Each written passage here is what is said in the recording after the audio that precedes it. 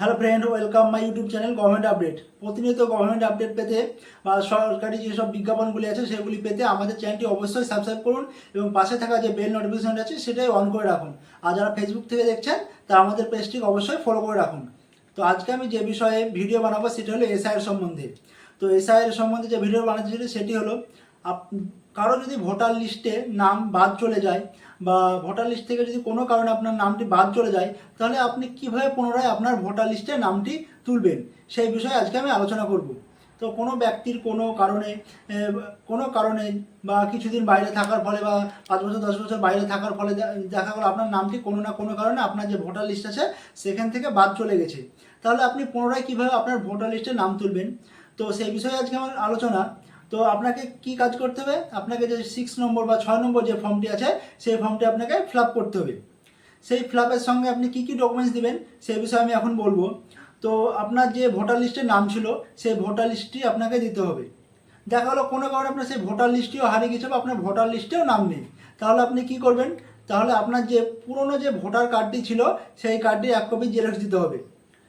সেক্ষেত্রে দেখা গেলো আপনার যে পুরনো ভোটার কার্ডটি ছিল সেটাও হারিয়ে গেল, তাহলে আপনি কি করতে পারেন, সেক্ষেত্রে আপনার যে এপিক নম্বরটা আপনার যদি কোনো জায়গায় সংগ্রহ থাকে সেই এপিক নম্বরটা আপনি কিন্তু বসাতে পারেন ফর্মে।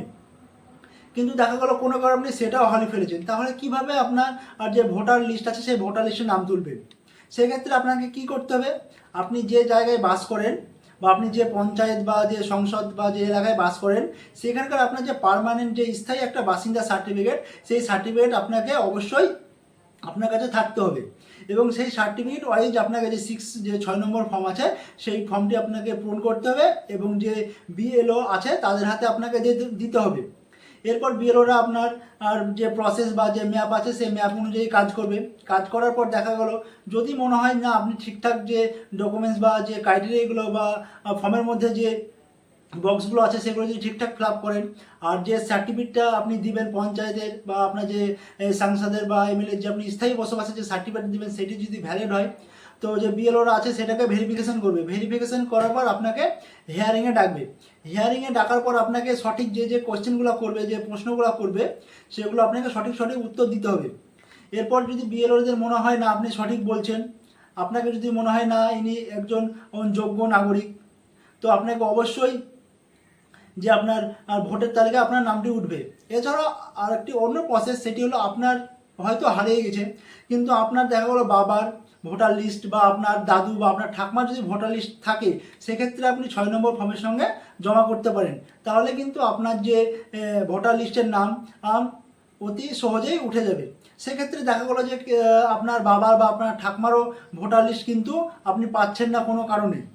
সেক্ষেত্রে আপনি কি করবেন, এক্ষেত্রে আপনার কোনো আত্মীয়, আপনার যে রিলেটিভ, সেই রিলেটিভের আপনার যে এপিক নম্বর বা ভোটার কার্ড আর সেটা আপনি জমা করতে পারেন। জমা করার পর আপনাদেরকে একই প্রসেস সেম আপনাদের কিন্তু হেয়ারিং হবে। হেয়ারিংয়ের ফলে কিন্তু আপনার ভোটের তালিকায় নাম উঠবে, সেটা যদি কোনো আপনার আত্মীয় দিয়ে দেন। আর যদি আপনার বাবা বা আপনার ঠাকুমা বা আপনার মার যদি ভোটার লিস্টে নাম থাকে কিন্তু তাহলে কিন্তু আপনাকে হেয়ারিংয়ে না ডাকার চান্স খুব কম। আপনার যে 6 নম্বর ফর্মটা আছে সেই ফর্মটা আপনি জমা দিলে আপনার কিন্তু নতুন ভোটার কার্ড বা ভোটার লিস্টে কিন্তু নাম উঠে যাবে। তো আমার ভিডিওটা যদি ভালো লেগে থাকে অবশ্যই আমার চ্যানেলটিকে লাইক শেয়ার সাবস্ক্রাইব করবেন এবং আমাদের পাশে থাকবেন।